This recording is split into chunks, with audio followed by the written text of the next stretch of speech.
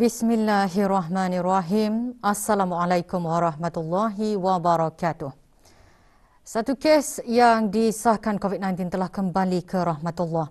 Yang berhormat Datuk Seri Setia Dr. Haji Awang Muhammad Isham bin Hadi Jaafar, Menteri Kesihatan, memaklumkan perkara tersebut semasa sidang media situasi terkini jangkitan COVID-19 petang kemarin. Sidang media berlangsung di Dewan Al-Afiah Kementerian Kesihatan. Kes tersebut ialah seorang lelaki berumur 77 tahun yang merupakan kes 8202. Kes ini telah mengalami masalah paru-paru setelah dijangkiti COVID-19 dan telah dirawat di unit rawatan intensif. Di kesempatan ini, saya mewakili warga Kementerian Kesihatan dan keseluruhan rakyat negara Brunei Darussalam mengucapkan takziah kepada keluarga kes berkenaan. Semoga roh Allah Yarham dicucur rahmat dan ditempatkan bersama para solehin. Sementara itu, 423 kes baharu jangkitan COVID-19 disahkan di negara Brunei Darussalam kemarin yang membawa jumlah keseluruhan kes kepada 10,251. Sementara itu, 4 kluster baru telah dikesan yang melibatkan 162 kes. Kesemua kluster baru ini adalah kluster rumah kediaman di mana 2 daripadanya iaitu kluster Swi Sendirian Berhad dan kluster Nurisman Sendirian Berhad adalah kluster rumah yang menempatkan pekerja-pekerja syarikat berkenaan. Oleh demikian, jumlah kluster yang aktif adalah 170 kluster. Dalam pada itu, terdapat 194 kes baru yang masih dalam siasatan bagi mengenal pasti sumber jangkitan. 184 kes telah disahkan sembuh yang membawa jumlah kes yang sembuh di negara Brunei Darussalam kepada 7,682 kes. Manakala jumlah kes aktif ialah sebanyak 2,501 kes. Di kalangan kes-kes yang sedang dirawat dalam rawatan sekarang, 6 kes adalah dalam kategori 5 dan sedang dirawat di unit rawatan intensif. Kesemua mereka memerlukan bantuan mesin pernafasan ataupun artificial ventilation, dengan 2 daripadanya juga memerlukan bantuan mesin tambahan hadlang mesin ataupun ECMO. Sementara itu, 29 kes lain dikategorikan dalam kategori 4, iaitu mereka yang memerlukan bantuan oksigen dan adalah di bawah pemantauan rapi. Sebanyak 6,203 sampel telah diuji bagi virus SARS-CoV-2 yang membawa jumlah keseluruhan ujian makmal dijalankan sejak Januari 2020 kepada 431,203 ujian. Pada sidang media yang sama, Menteri Kesihatan turut menjelaskan pada 14 Oktober 2021, sebanyak 6,519 orang telah menerima suntikan vaksin COVID-19. Ini bermakna di bawah program vaksinasi kebangsaan, sebanyak 339,667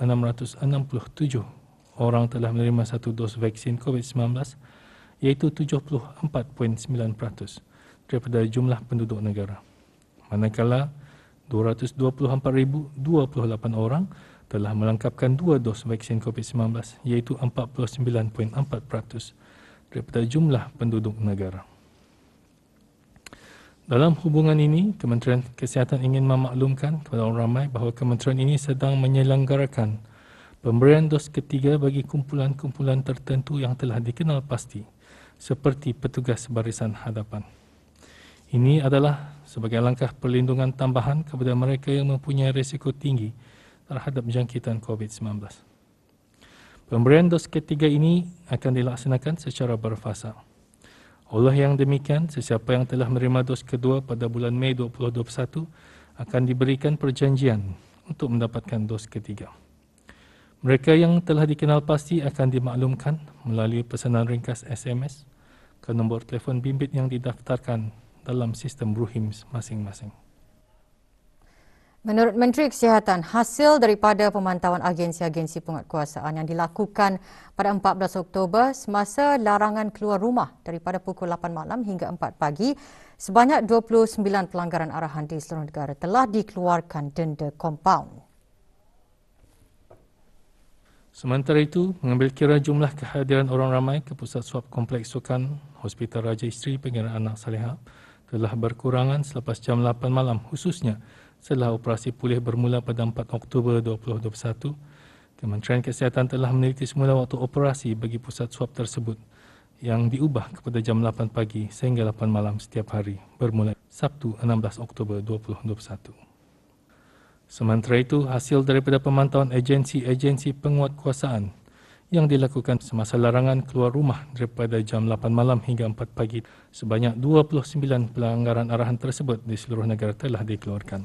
Denda kompaun di mana 22 daripadanya adalah pelanggaran arahan untuk berada di rumah. Mengukuhkan kerjasama antarabangsa adalah perlu bagi memastikan vaksin untuk semua dan kepentingan fungsi pengawasan tabung keuangan antarabangsa IMF bagi menyokong ASEAN dalam mencapai keuangan yang stabil dan berdaya tahan. Menteri di Jabatan Perdana Menteri dan Menteri Keuangan dan Ekonomi kedua menekankan perkara tersebut semasa menyertai meja bulat IMF sampingan bagi mesyuarat Bank Dunia IMF tahunan yang diadakan secara maya. Yang berhormat Datuk Seri Setia Dr. Awang Haji Muhammad Amin Leo bin Abdullah selaku kapasitinya sebagai ASEAN Chair Finance Track 2021 turut menekankan perlunya persediaan bagi masa depan. Meletakkan di tempat yang perlu ekosistem, infrastruktur dan hubungan yang memerlukan pelaburan besar di mana ia memerlukan perkongsian dengan sektor swasta dan bank pembangunan pelbagai hala. Yang berhormat juga menghargai usaha IMF bagi pemulihan yang selamat selain memastikan pembentukan keuangan antarabangsa yang berdaya tahan. Mesyuarat dipengerusikan oleh Kristalina Georgieva, pengarah pengurusan IMF.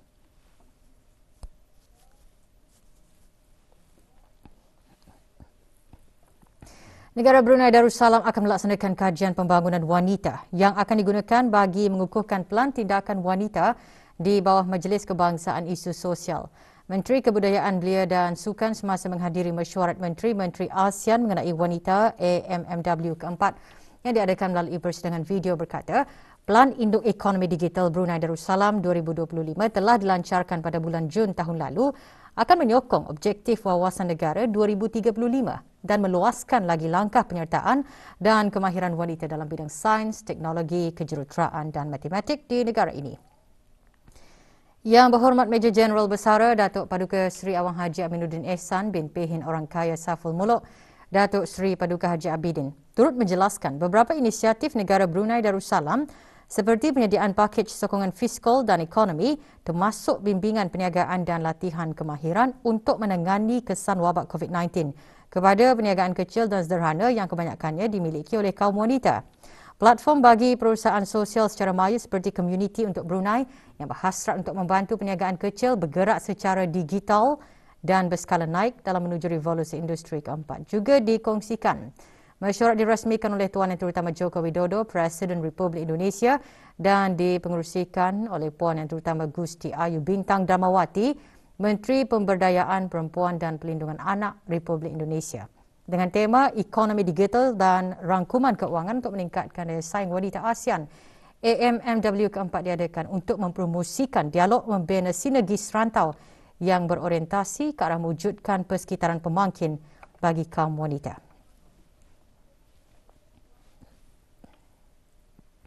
Usaha negara-negara anggota ASEAN dalam memastikan pemulihan yang stabil dan inisiatif-inisiatif yang dipantau oleh Rangka Kerja Pemulihan Komprehensif ASEAN yang merentasi berbilang isu seperti keuangan, perdagangan dan kesihatan digariskan oleh Timbalan Menteri Keuangan dan Ekonomi Fiskal semasa mesyuarat Menteri Keuangan dan Gabenor Bank Pusat G20 kali keempat. Mesyuarat diadakan secara maya yang dipengerusikan bersama oleh Tuan Yang Terutama Daniel Franco, Menteri Ekonomi dan Keuangan Itali dan Tuan Yang Terutama Ignazio Visco, Gabenor Bank Itali. Datuk Seri Paduka Awang Haji Ahmadin bin Haji Abdul Rahman semasa mesyuarat turut mengongsikan pandangannya mengenai pemulihan berpunca daripada pelancaran vaksin global. Menteri-menteri dan Gabenor semasa mesyuarat tersebut bertukar-tukar pandangan mengenai ekonomi global, isu-isu global dan sokongan kepada negara-negara terjejas, isu-isu sektor keuangan dan cukai antarabangsa. Datuk Seri Paduka Awang Haji Ahmadin seterusnya menekankan kerjasama antarabangsa berterusan dalam memastikan akses vaksin yang adil dan berpatutan kepada semua adalah penting untuk mengkaji semula tindakan yang mungkin meningkatkan kesediaan dan daya tahan terhadap pandemik pada masa akan datang. Juga menyertai mesyuarat Dayang Suraya binti Haji Jaidin, Setiausaha Tetap Prestasi dan Korporat, Kementerian Keuangan dan Ekonomi dan Dayang Hajah Rokiah binti Haji Badar, Pengarah Urusan Bank Negara Brunei Darussalam.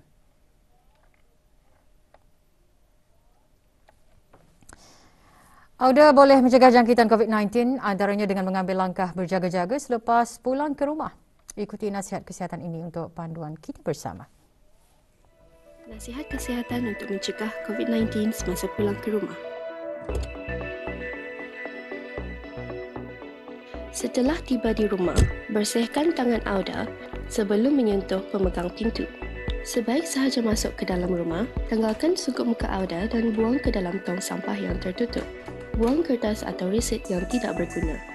Jika Auda memakai sungkup muka jenis kain, tanggalkan sungkup muka tersebut dan masukkan ke dalam bakul dobi yang khas. Auda hendaklah mencuci sungkup muka tersebut setiap hari. Menyah kuman barang Auda seperti kunci, cermin mata, telefon bimbit ataupun laptop. Jangan menyentuh atau bersandar pada apa-apa benda. Amalkan penjarakan fizikal dan jangan bergaul dengan ahli rumah yang lain. Cuci tangan Auda dengan sabun dan air atau bersihkannya dengan sanitizer tangan. Tukar pakaian Auda dengan segera. Auda juga boleh mandi jika perlu. Setelah Auda melakukan semua perkara yang telah dinyatakan, Auda sekarang boleh bergaul dengan ahli rumah yang lain. Nasihat kesihatan ini dibawakan oleh Kementerian Kesihatan dan Mix Media.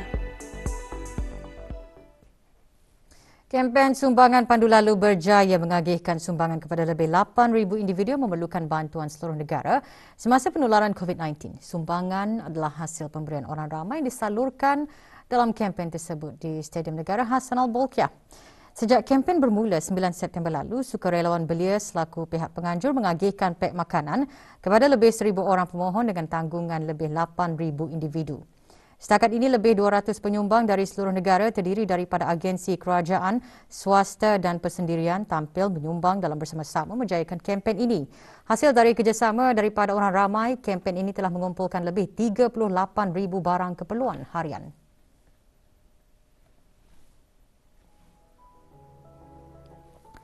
Kempen sumbangan pandu lalu dibuka setiap hari Isnin hingga Khamis dan Sabtu dari pukul 8.30 pagi hingga 2 petang.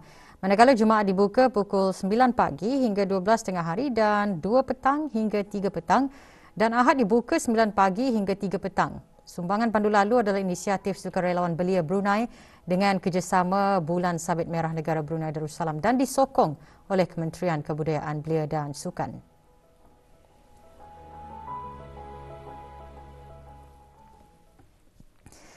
Meskipun berdepan cabaran dalam perniagaan semasa musim pandemik COVID-19 ini, perusahaan KJB Enterprise terus melangkah meneruskan perkhidmatan dengan mengikut perubahan yang sesuai iaitu menjual produk-produk yang berkaitan dengan keadaan situasi masa kini.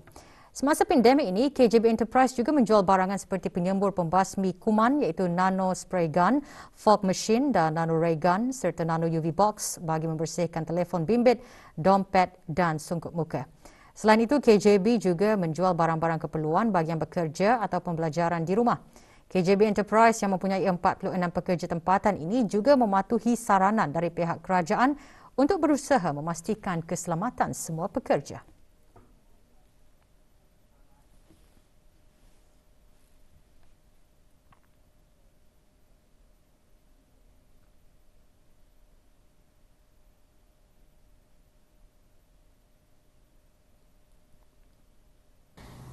Indah dapat dinafikan keuntungan semasa COVID ini pun menurun dibandingkan yang sebelumnya.